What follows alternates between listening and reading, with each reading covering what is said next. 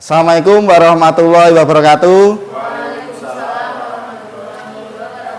Ya, bagaimana kabarnya Bapak Ibu Guru?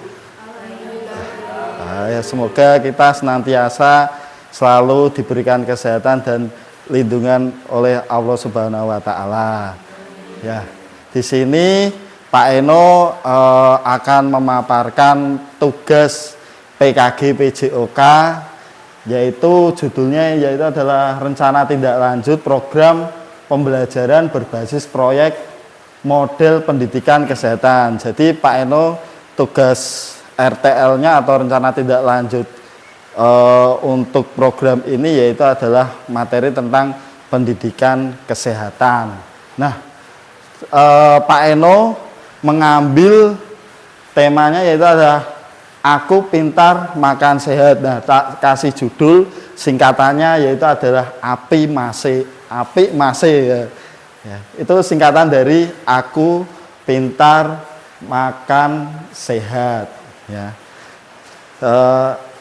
Selanjutnya yaitu ke latar belakang. Nah, latar belakang program ini yaitu adalah untuk mengembangkan kemampuan fisik, mental, emosional, dan sosial peserta didik. PJOK juga bertujuan untuk membiasakan pola hidup sehat dan aktif, serta mengembangkan keterampilan motorik.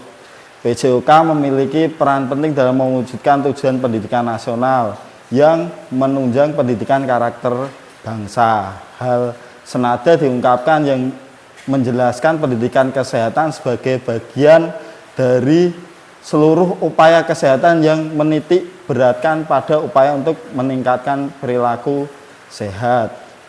Yang kedua yaitu adalah menanamkan, menumbuhkan, mengembangkan, dan membimbing peserta didik untuk menghayati, menyenangi, dan melaksanakan prinsip hidup sehat, meningkatkan derajat kesehatan dan pengembangan siswa secara optimal, dan mencegah, memberantas penyakit menular di kalangan masyarakat sekolah. Jadi itu adalah tujuan Pak Eno untuk mengadakan program pendidikan kesehatan di sekolah ini. Ini yaitu ya, melatar belakangnya yaitu masih kurang sadarnya masyarakat ataupun warga sekolah ini tentang kesehatan.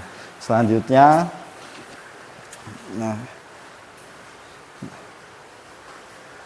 ke tujuan program. Ya, tujuan programnya ini yang pertama memberikan edukasi tentang makanan bergizi, apa yang mereka makan dan apa manfaat bagi tubuh. Yang kedua, mengajarkan pentingnya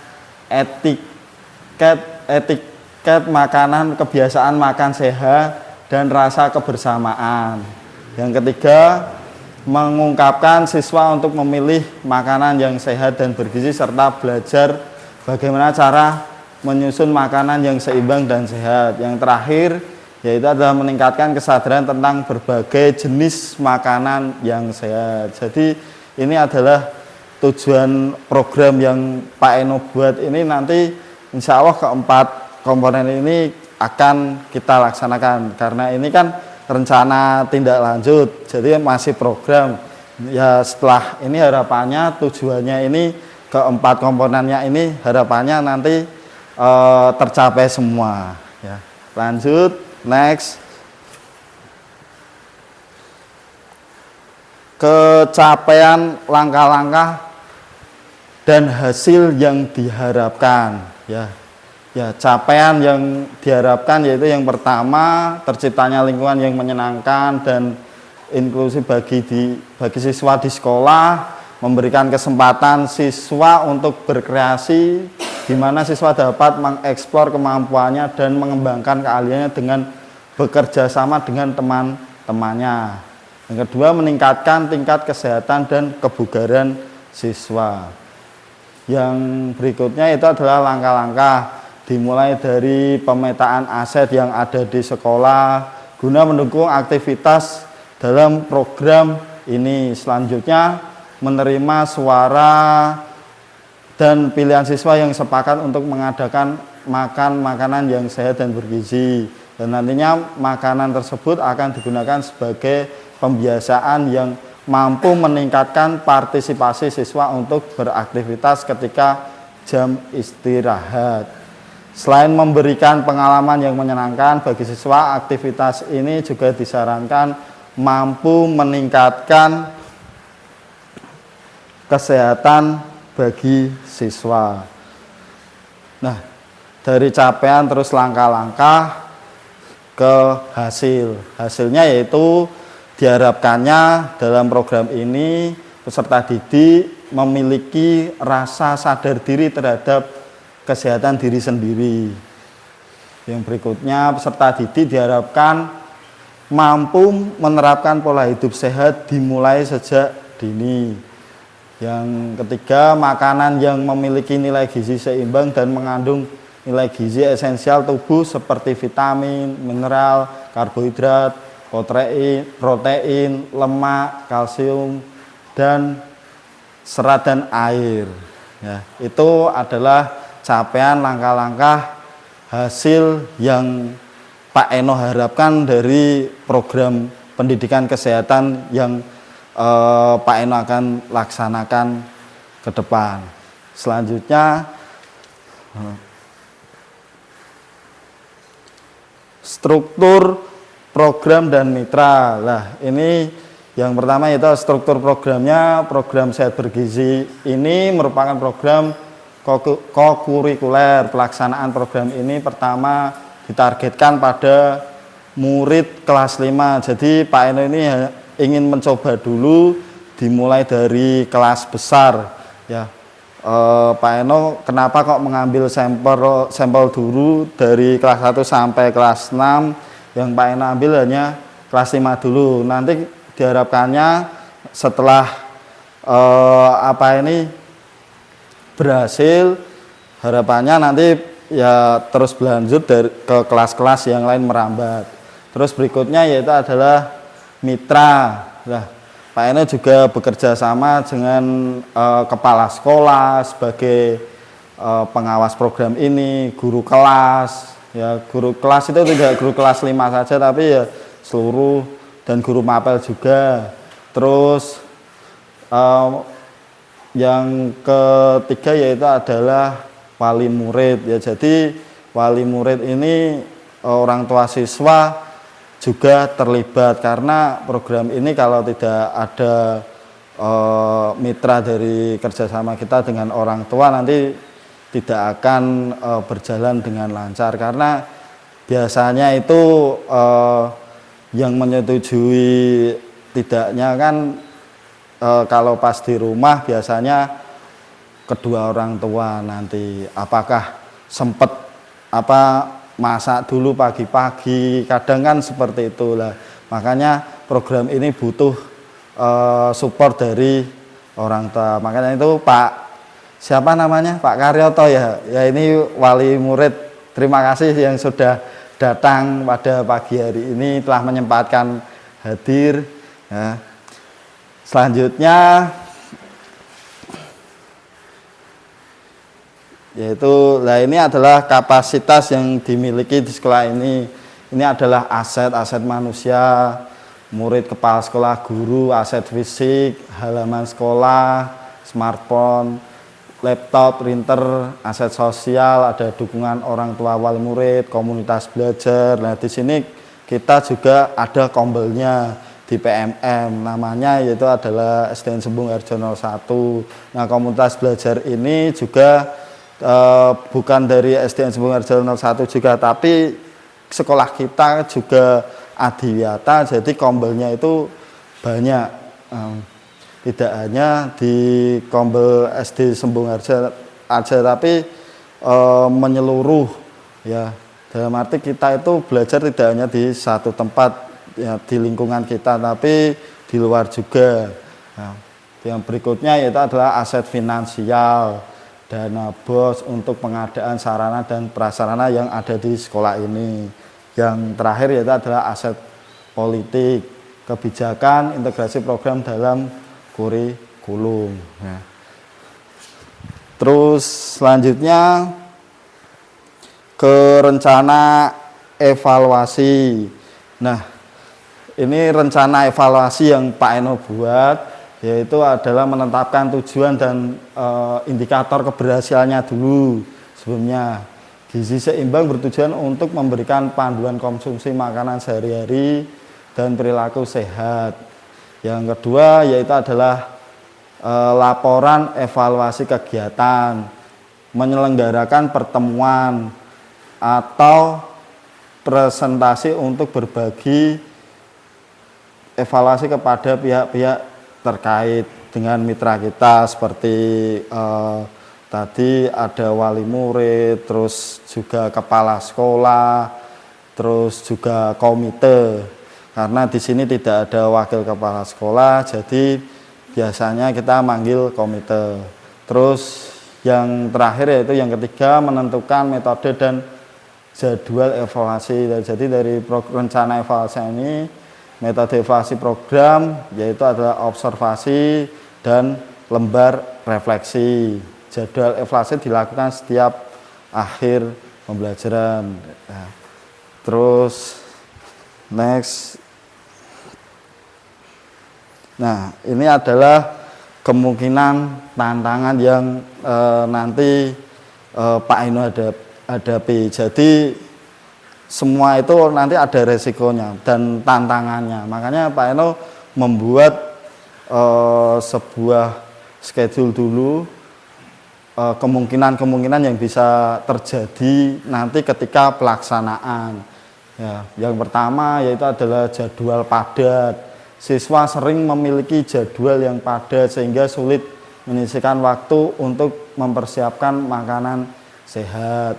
Dampaknya membatasi akses murid terhadap makanan yang tidak sehat secara optimal. Solusinya mengoptimalkan peserta didik dengan membawa bekal dan menetapkan secara efisien. Yang berikutnya yaitu adalah ketertarikan siswa yang masih kurang. Siswa mungkin kurang berkomitmen untuk menerapkan perubahan pola makan sehat karena kurangnya motivasi dan pengetahuan tentang manfaat jangka panjangnya. Dampaknya yaitu adalah siswa tidak mempunyai pengalaman kesehatan secara optimal dan menjadi rendahnya kualitas kebugaran dan kesehatan. Jadi ini sangat berdampak sekali karena sekarang ini jajanan sudah banyak sekali di kalangan masyarakat, di jalan-jalan itu yang kita tidak tahu sehat apa tidaknya. Makanya dari itu kemungkinan tantangan ini Pak Eno tulis. Nah, solusinya mengintegrasikan elemen kompetensi dan penghematan serta menjelaskan manfaat kesehatan dan keterampilan. Jadi di sisi lain itu sekarang sudah banyak yang beredar makanan seperti seblak itu, kalau Pak Eno sendiri itu wah saya tidak suka. Pernah saya nyoba itu sampai nggak doyan karena apa ya, kerupuk mentah ya, bener ya, kerupuk mentah digodong gila nih ya. Jadi apa ya, jadi kayak kurang sehat aja ya. Betul Pak, higienis ya, betul ya. Ya makanya itu kita harus sering kita sebagai guru di sini sering mewanti-wanti atau memberikan manfaat kepada siswa tentang kesehatan pada diri kita itu sangat penting untuk jangka panjang, jangka pendek maupun bisa jangka panjang. Terus berikutnya tantangan yang terakhir adalah tantangan yang jajanan tidak sehat. Ya tadi yang Pak Eno sudah jelaskan, ini jajanan anak sekolah yang tidak sehat dapat menyebabkan keracunan, gangguan pencernaan dan status gizi yang buruk. Karena ada sekolah yang menjual mie gelas. Dulu itu siswa setiap istirahat makannya itu mie gelas. Dan apa yang terjadi ketika sudah apa itu 2 atau 3 bulan dioperasi, ya dioperasi kena usus buntu. Makanya itu dampak buruknya itu luar biasa kalau kita tidak selektif untuk memilih apa itu jajanan yang sehat. Ya. Yang berikutnya, dampaknya pembatasan dalam makanan yang mengandung pengawet akan membuat siswa sadar diri. Sadar diri, ya. Solusinya mengidentifikasi makanan yang sehat paling aman untuk melaksanakan kegiatan dalam program ini. Ya. Nah, selanjutnya, sudah. Nah, ini adalah kutipan dari saya sendiri, ya, dari Pak Ki Hajar Dewantoro. Anak tumbuh sesuai kodratnya sendiri. Pendidikan hanya dapat merawat dan menuntun tumbuhnya kodrat itu. Ya, sampai sini ada yang ditanyakan. Kalau mau tanya juga nggak apa-apa. Ya. Cukup, Pak. Pak siapa Pak Karyoto sebagai wali murid setuju dengan program ini tidak? Sangat setuju sekali, Pak. Kalau guru-guru yang lain bagaimana, Bu? Setuju? Setuju. Ya program ini Pak Eno harapkan sih uji cobanya untuk kelas 5 hari Jumat. Kemungkinan hari Jumat setiap habis senam atau kerja bakti, atau kita setiap 1 bulan sekali kan kita ada pentas di minggu minggu terakhir, minggu keempat. Nah, makanya itu nanti setelah kegiatan itu daripada kita boros terus kita tidak tahu jajanan itu sehat apa tidak, makanya itu kita usahakan sedini mungkin untuk membawa bekal, minimal membawa bekal dan makanannya itu yang 4 sehat 5 sempurna. Nah, sudah jelas Bapak Ibu?